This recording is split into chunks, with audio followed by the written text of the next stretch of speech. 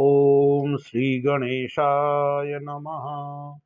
सर्वमंगलमांगल्ये शिवे सर्वार्थसाधिके शरण्ये त्र्यंबके गौरी नारायणि नमोस्तुते।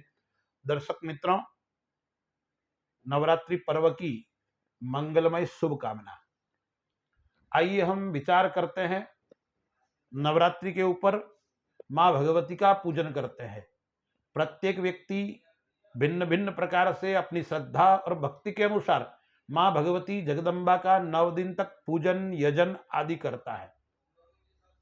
हम पूजन करते हैं अपनी श्रद्धा और भक्ति के अनुसार, लेकिन शास्त्र कहता है पूजन आप करते हो तो शास्त्र की आज्ञा में रहकर करोगे तो आपको विशेष फल की प्राप्ति होगी। मैंने कन्या पूजन का वीडियो किस प्रकार से करना चाहिए नवरात्रि में, उसका अलग से बनाया है।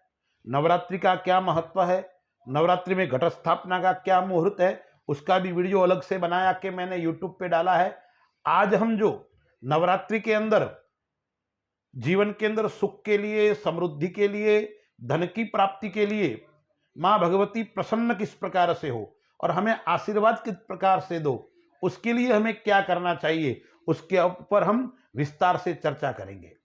क्योंकि हम पूजा करते हैं और यदि हमें माँ भगवती का आशीर्वाद मिल गया तो हमारे जीवन के अंदर कोई समस्या नहीं रहेगी, जीवन के अंदर किसी प्रकार का संकट नहीं रहेगा, दुख नहीं रहेगा, दारिद्र्य नहीं रहेगा और हम जीवन के अंदर आनंद की अनुभूति प्राप्त करेंगे। तो दर्शक मित्रों, प्रत्येक व्यक्ति की चाह होती है, चाहे मैं हूं, चाहे आप हो या अन्य व्यक्ति हो, हर व्यक्ति यही चाहता है मैं जीवन के अंदर सफलता को प्राप्त करूं, मैं जीवन के अंदर धन को प्राप्त करूं, समृद्धि को प्राप्त करूं, मेरे संतान श्रेष्ठ हो, मेरे व्यापार की अभिवृद्धि हो, मेरे व्यापार के अंदर उन्नति हो, मेरे घर के अंदर ग्रह क्लेश समाप्त हो जाए, मेरे को सुंदर जीवन साथी मिले, मेरे विवाह के अंदर जो विघ्न आ रहे हो समाप्त हो जाए, उन सब की निवृत्ति किस प्रकार से हो, इसलिए मैं आपको एक सुंदर उपाय बताने जा रहा हूं।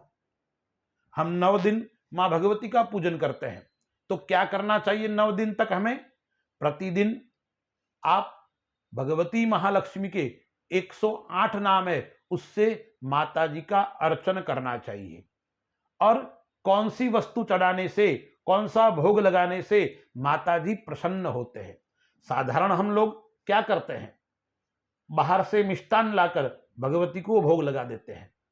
शास्त्रकार यह कहते हैं जो प्रसाद बनाते हैं वो शुद्ध भाव से बनाना चाहिए और सुंदर बनाना चाहिए। अब आपको पता ही है बाहर से प्रसाद कैसा आता है, कौन सी अवस्था में बनाया हुआ होता है, कौन बना रहा है, स्नान करके बना रहा है या नहीं बना रहा है, शुद्ध भाव से बना रहा है या नहीं बना रहा है, कोई पता नहीं।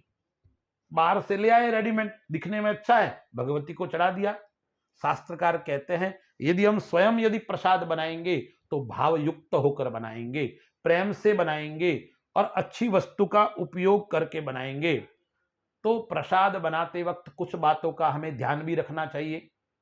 माँ का प्रसाद बनाते हैं तब हमें बातें नहीं करनी चाहिए, क्योंकि जब प्रसाद बनाते वक्त हम बोलते हैं तो मुंह से थूक उछलता है, प्रसाद अशुद्ध हो जाता है। शुद्ध घी नहीं मिलता आजकल बाजार के अंदर तो हम गाय का घी लेकर प्रसाद बनावे तो भगवती प्रसन्न होती है। यह तो साधारण नियम है, लेकिन मैं आपको बता रहा हूं कौन से दिन कौन सा भोग भगवती को लगाना चाहिए, उससे माता जी प्रसन्न होगी और हमें अपने मन का इच्छा पूरी होगी। तो 9 दिन नवरात्रि के अंदर होते हैं और 9 माता जी के रूप है। तो पहली नवरात्रि यानी प्रथम दिन है, प्रथमम शैलपुत्री च, यानी प्रथम दिन होता है वो मां शैलपुत्री का दिन है। मां शैलपुत्री का हम आशीर्वाद चाहते हैं, रोग से मुक्ति चाहते हैं, संयम चाहते हैं और शक्ति चाहते हैं तो पहले दिन मां शैलपुत्री को घी का हलवा यानी देसी गाय के घी का हलवा, घी से हलवा बनता है लेकिन देसी गाय के घी का हलवा और उसके अंदर केसर डालकर मां भगवती को आप भोग लगाओगे तो आप रोग मुक्त होकर आप शक्तिशाली बनेंगे। फिर दूसरी नवरात्रि वो क्या है? दूसरी नवरात्रि है द्वितीयम ब्रह्मचारिणी, यानी दूसरी नवरात्रि के अंदर मां चारिणी का पूजन होता है। मां ब्रह्मचारिणी का आशीर्वाद आप ग्रहण करना चाहते हो तो आपको कौन सी वस्तु का भोग लगाना चाहिए, उससे क्या फल की प्राप्ति होती है? तो शास्त्रकार कहते हैं सुख एवं समृद्धि की प्राप्ति होती है और हमारा जीवन भयमुक्त बनता है। यदि आप भयमुक्त बनना चाहते हो, जीवन के अंदर सुख और समृद्धि चाहते हो, तो दूसरे नवरात्रि के दिन मां ब्रह्मचारिणी को बादाम और मिश्री और साथ में थोड़े काजू और कदली फल, केले का फल लेकर माता जी को चढ़ाना चाहिए। बादाम, काजू, मिश्री और केला यदि आप भगवती को चढ़ाओगे तो आप भयमुक्त बनोगे और आपके जीवन के अंदर सुख और समृद्धि की प्राप्ति होगी। तीसरा नवरात्रा तृतीयम चंद्र घंटेति, तीसरी जो माता जी का पूजन है वो चंद्र घंटा नाम की देवी का है। जो व्यक्ति जीवन के अंदर मानसिक चिंता से मुक्त होना चाहता है, ऊर्जावान बना रहना चाहता है और कर्ज से मुक्त होना चाहता है, तो तीसरे दिन मां चंद्रघंटा को खीर केसर युक्त गाय के दूध का पकवान बनाना है, यानी खीर बनाना है, उसके अंदर केसर डालना है और साथ में अनार का फल यदि भगवती को आप चढ़ाओगे तो आप मानसिक चिंता से मुक्त होकर मां का आशीर्वाद ग्रहण करोगे। कुष्मांडे चतुर्थकम, फिर चतुर्थ नवरात्रि यानी चौथे दिन मां कुष्मांडा का पूजन होता है। मां कुष्मांडा का आशीर्वाद आप चाहते हैं और जीवन के अंदर दुख और दरिद्र की समाप्ति चाहते हो और जीवन के अंदर ऊर्जावान सकारात्मक ऊर्जा आप चाहते हो, नकारात्मक प्रभाव समाप्त करना चाहते हो, तो उस दिन क्या चढ़ाना चाहिए? मालपुआ का भोग माता जी को लगाना है और साथ में कौन सा फल? अमरूद का फल माता जी को अर्पण करना चाहिए। चौथे दिन मालपुआ एवं आप अमरूद का भोग लगाओगे तो कुष्मांडा का आशीर्वाद भी आपको मिलेगा और दुख और दरिद्र आपका समाप्त हो जाएगा। पंचमम स्कंद मातेति, पांचवी देवी कौन सी है? पांचवें नवरात्रि के अंदर किसका पूजन करना चाहिए? स्कंद माता का पूजन करना चाहिए।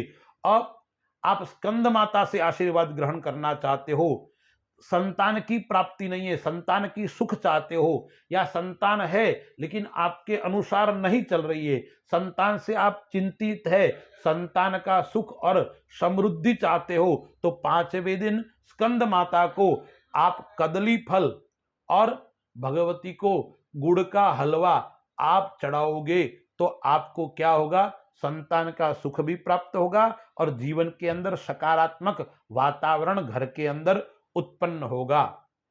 फिर षष्ठम कात्यायनी च, छठी देवी कात्यायनी है। छठे नवरात्रि के अंदर आप कात्यायनी का आशीर्वाद ग्रहण करना चाहते हो, यदि आपका विवाह नहीं हो रहा है, विवाह के अंदर विलंब हो रहा है, सुयोग्य आपको जीवन साथी नहीं मिल रहा है और परिवार के अंदर कलह है, परिवार के अंदर सुख नहीं है, शांति नहीं है, तो आपको छठी नवरात्रि के अंदर मां कात्यायनी को किसका भोग लगाना है?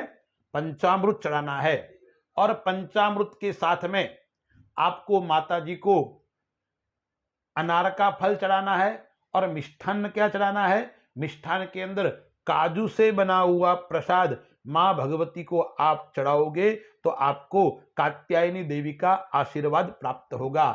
फिर सप्तमम कालरात्रि, यानी सातवीं देवी कालरात्रि है। सातवें नवरात्रि को आप संकट से निवृत्त होना चाहते हो, जीवन के अंदर भय मुक्त होना चाहते हो, नकारात्मक वातावरण समाप्त करना चाहते हो, तो आपको कौन सा भोग लगाना चाहिए माता जी को? एक तो गुड़ का भोग लगाना चाहिए या गुड़ से निर्मित मिष्ठान्न का भोग लगाना चाहिए और फल सेव यानी एप्पल उसका भोग लगाओगे तो माता जी का आशीर्वाद आपको प्राप्त होगा और आपके जीवन के अंदर जो संकट है वो संकट की समाप्ति होगी।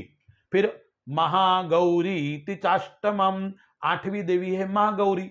आठवें दिन महागौरी का आप आशीर्वाद चाहते हो तो आपको किसका भोग लगाना है? नारियल, नारिकेल फल का भोग लगाना है और मिष्ठान के अंदर नारियल से बनी हुई खोपरा पाक आदि है ना, उसका आपको भोग लगाना है।